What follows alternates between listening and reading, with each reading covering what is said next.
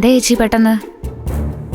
നിന്നെ ഒന്ന് കാണണമെന്ന് തോന്നി വന്നതാ. കാണുന്നതൊക്കെ കൊള്ളാം, പക്ഷെ മറ്റുള്ളവരുടെ മുറിയിലേക്ക് കടന്നു വരുമ്പോൾ കുറച്ചൊക്കെ മര്യാദയാവാം. നീ നിന്റെ ഭർത്താവും കഴിയുന്ന മുറിയൊന്നും അല്ലല്ലോ തട്ടിയും മുട്ടിയും കയറി വരാൻ. ആ എന്താണാവോ ഇന്നിപ്പോ മഹാറാണിക്ക് വീണയോട് വിശേഷം? എന്തേലും പുതിയ വഴിമരുന്ന് വല്ലതും കിട്ടിക്കാണുമായിരിക്കും അവളുടെ നേരെ കുതിര കയറാൻ. നീ ഒന്നും മിണ്ടാതിരിക്കും വിമലേ. ഓ, വിമല പറയുന്നതാണല്ലോ ഇവിടെ കുറ്റം. കാണാൻ പോകുന്ന പോലും ചോദിച്ചറിയണ്ടല്ലോ. കുടുംബക്കാരറിയാതെ വല്ലവന്റെയും കാറിൽ കയറി പോകുമ്പോ നീ ഇത് നോക്കാറുണ്ടോ? വല്ലവന്റെയും കാറിൽ? നിങ്ങൾ എന്താ ഉദ്ദേശിച്ചത്? എന്താണെന്ന് നിനക്ക് മനസ്സിലായി കാണുമല്ലോ. നീ ഇന്ന് ആരുടെ കാറിലാ കയറി പോയത്? ആദ്യം ബൈക്കിൽ, പിന്നെ കാറില്. എന്താ നിന്റെ ഉദ്ദേശം? നിങ്ങളോട് ഇത് ആരാ ഈ നുണയൊക്കെ പറയുന്നത്? പറഞ്ഞതാരോ ആയിക്കോട്ടെ, അതാരുടെ കൂടെ ആണെന്ന് മാത്രം നീ പറഞ്ഞാ മതി. പറഞ്ഞില്ലെങ്കിൽ വീണേ, ഇതൊക്കെ ചോദിക്കാൻ നിങ്ങൾ ആരാ? അത് മനസ്സിലായില്ല. എന്റെ പേര് രോഹിണി, നിന്റെ ഏട്ടന്റെ ഭാര്യ. അസുഖം മാറി വിനേട്ടൻ എഴുന്നേറ്റ് വരുന്നത് വരെ നിന്റെയൊക്കെ കാര്യത്തിൽ എനിക്ക് ഉത്തരവാദിത്വം ഉണ്ട്. ഇവിടുത്തെ മൂത്ത മരുമകളാ ഞാൻ. മരുമകൾ ഇവിടെ മകന്റെ കാര്യം നോക്കിയാ മതി. ആദ്യം അത് നേരാവണ്ണം നോക്കി പിച്ച വെച്ച് എണീപ്പിച്ച് നടത്താൻ നോക്ക്. അല്ലാതെ ഭർത്താവിന്റെ അനിയത്തിമാരെ കയറി ഭരിക്കാൻ വരണ്ട ആരും. വരും, വന്നേ പറ്റൂ. ഞാൻ ഈ വീട്ടിലുള്ളിടത്തോളം കാലം എന്റെ ഭർത്താവിന്റെ സഹോദരങ്ങൾ എന്റെയും കൂടെയാ. അവരുടെ കാര്യത്തിൽ ഞാൻ ഇടപെടും. തെറ്റ്. അതിനുള്ള അവകാശമൊന്നും ഏട്ടൻ നിങ്ങൾക്ക് ചാർത്തി തന്ന ഈ താലിച്ചരടിനില്ല. മര്യാദയ്ക്ക് സ്വന്തം കാര്യം നോക്കി ഇവിടെങ്ങാനും കഴിയുന്നതാ ചേട്ടത്തി അമ്മയ്ക്ക് നല്ലത്. ആ താലി കെട്ടി വലതുകാല് വെച്ച് കയറിയതിന്റെ ഗുണമാ ഏട്ടനിപ്പോ അനുഭവിക്കുന്നത്. ഭാര്യയുടെ എല്ലാ ഐശ്വര്യം നോക്കി മലർന്ന് ശവം പോലെ കിടക്കാനാ ആ മഹാന്റെ യോഗം. മതി നിന്റെയൊക്കെ ശാപം പറിച്ചില്. പറ്റില്ല. എനിക്ക് പറയാനുള്ളത് ഞാൻ പറയും.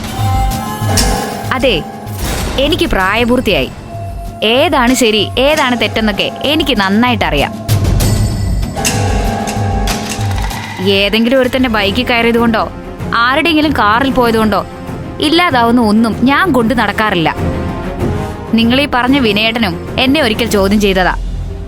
അന്നും ഞാൻ ഇതൊക്കെ തന്നെയാ പറഞ്ഞത്. വീണേ, മതി. പറഞ്ഞു പറഞ്ഞു കാട് കയറണ്ട. മുത്തശ്ശി ഒന്ന് ചുമ്മാതിരി. ഇവരുടെ സംശയം ഞാനല്ലേ തീർക്കേണ്ടത്? അതങ്ങ് തീർത്തേക്കാം. ഈ സംശയമൊക്കെ ഉണ്ടാവേണ്ട കാര്യം എന്താണെന്ന് എനിക്കറിയാം. നിങ്ങളുടെ മാത്രമല്ല, വിനയേട്ടന്റെ. അന്നൊക്കെ വിനയേട്ടനെ വണ്ടിയിലാവും നിങ്ങളുടെ യാത്ര. ഈ കണ്ണടച്ച് പാല് കുടിക്കുന്നവരൊക്കെ ഇങ്ങനെയാ. പൂച്ചയായാലും മനുഷ്യരായാലും തന്നെ പോലെയാണ് എല്ലാവരും എന്നങ്ങ് വിചാരിക്കും. ചുറ്റും ഇരുട്ടാണെന്ന് കരുതും. പക്ഷെ ഞാൻ അത്തരക്കാരിയല്ല. അതുകൊണ്ട് എനിക്കൊന്നും മറച്ചു വയ്ക്കാനുമില്ല. എന്നെ കയറി ഭരിക്കണ്ട, അത്ര തന്നെ. അല്ല, ഇത് ചോദിക്കാനാണോ കെട്ടിയവനെ ചികിത്സയ്ക്കെന്നും പറഞ്ഞ് നട തള്ളിയിട്ട് തിരക്കിട്ട് ഇങ്ങോട്ട് കയറി വന്നത്? സത്യത്തിൽ എന്താ നിങ്ങളുടെ ഉദ്ദേശം? ഈ വീടൊക്കെ അങ്ങ് അടക്കി ഭരിക്കാന്ന് കരുതിയിട്ടാണോ? എന്നാലേ ഇവിടെ അതിന് ഇവരൊക്കെ ഉണ്ട്.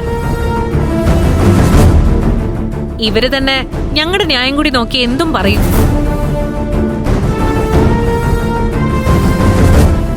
അതിനുള്ള സ്വാതന്ത്ര്യം പണ്ടേ ഇവിടെ ഉണ്ട്. ഞങ്ങളായിട്ട് ഈ വീടിന് ഒരു ദോഷവും വരുത്തിയിട്ടില്ല. ചിലരുടെയൊക്കെ കാലി മുറ്റത്ത് വന്നപ്പോഴാ ഇങ്ങനെയൊക്കെ സംഭവിച്ചത്. അത് ഞങ്ങൾ മറക്കില്ല, നിങ്ങളും മറക്കരുത്. മതി പറഞ്ഞത്. പോടി അപ്പുറത്തേക്ക്. അമ്മേ. രോഹിണി, നീ മുറിയിപ്പോ. ഇവിടെ ചിലർക്ക് തലയ്ക്ക് സുഖമില്ലാന്ന് കരുതിയാ മതി. ഒന്ന് പുറത്തിറങ്ങി തന്നാ എനിക്ക് ഈ വാതിലടയ്ക്കായിരുന്നു.